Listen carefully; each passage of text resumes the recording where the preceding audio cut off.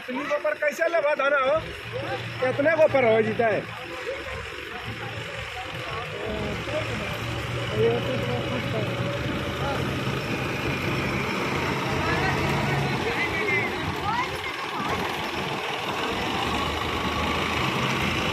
हो जीता है एगो नरेश पर मल्ला कहले ले अपना को बोरा एक टंकी धान हो गए धान ले लिए नहीं